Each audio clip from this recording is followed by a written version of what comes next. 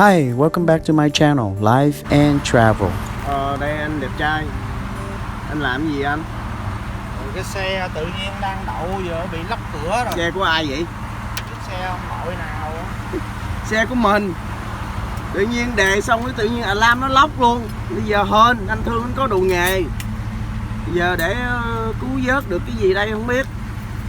Mà anh cũng hay lắm. Anh sẽ tìm cách mở cái cửa này ra nè cho các bạn coi nè. Nếu mà các bạn có bị lóc cửa đó là sẽ gọi anh Thương nha. Anh sẽ tới tận nhà, anh sẽ giúp mở cửa, lấy chìa khóa ra cho các bạn. Tiền công không có nhiêu hết á, chỉ tính giá rẻ thôi. Ở Việt Nam rồi sao? Ở Mỹ đây là tính 50 đồng, còn ở Việt Nam thì cái đó không biết à. Xa quá thì cái đó thôi, khỏi đi. Ở Mỹ là 50 đô. Nếu mà đi nhậu hay là đi chợ hay gì mà bỏ quên chìa khóa đó là gọi ảnh 1-800 Thương nhớ số điện thoại của ảnh đó là anh sẽ tới liền. Còn không ấy thì gọi anh Phát xe kéo 70 Towing là anh sẽ tới liền. Đó, bây giờ anh chuẩn bị anh bơm cái giống như cái đồ mà đo tim mạch của bác sĩ đó, cái túi nè, anh đút vô ngay chỗ cái thẻ cửa đó rồi anh sẽ bơm nó ra. Ủa rồi anh làm gì tính khoảng bao lâu là anh sẽ mở được cái cửa anh? Tùy theo à, có cái turbo cả ngày luôn á. Rồi đủ xã hội không? Làm cũng vừa làm vừa cho vậy mà tiền gì đâu. Tặng phải không?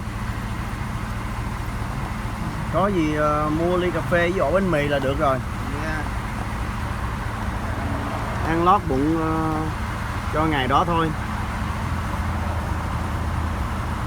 Đó, ảnh có hai cái đồ bơm luôn các bạn. Đó rồi cái đó nó sẽ hở cái cửa ra nè, đó. Nó hở ra rồi đó. Rồi ảnh có cái cây đặc biệt, anh sẽ chọt vô. Ủa rồi mình làm vậy rồi có nhiều khi cái đó nó làm hư cái cửa không anh? Ồ, loại đặc biệt hả? Wow. Này để dành mở cửa xe thôi. Rồi cửa nhà có làm không anh? Không. Không hả?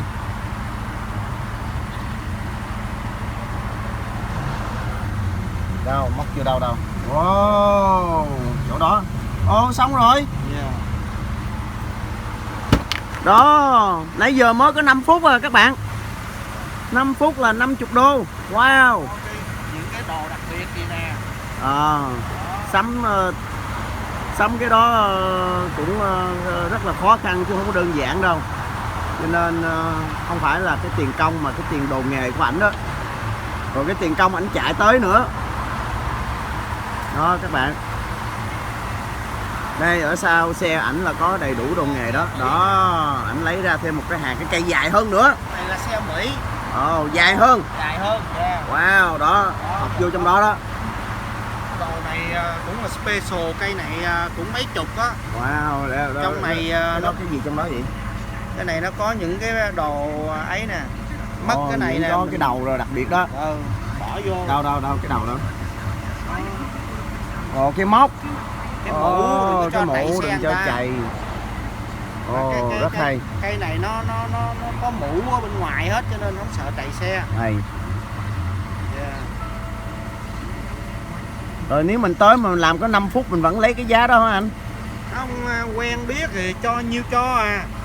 Chứ vậy hả? Không có tính tiền, tại cái này làm cho ấy thôi, người quen rồi thôi. Người lạ không có làm. Dạ không, tại người lạ đâu biết đâu anh, nó kêu anh đi rồi nó ăn cắp xe rồi sao? Rồi nó kêu police lại bắt mình rồi sao? Mình có cái cuộc gọi trong điện thoại chứ. Cuộc gọi nhưng mà cái xe đó không phải của nó. Thì có gì mình nói cảnh sát là xe đó mình không biết, mình chỉ biết là nó gọi mình tới mở cửa thôi. Ở đây đòi hỏi locksmith là bạn ta phải có bằng đó. Chứ anh chưa có bằng. không, mình đây mình làm giống mình làm tiệm rồi khách hàng ở đây, khách đây bị lóc xe rồi mình đi mở thôi. Vậy thôi. Dạ. Còn thí dụ như quen biết nó khác nữa. Dạ.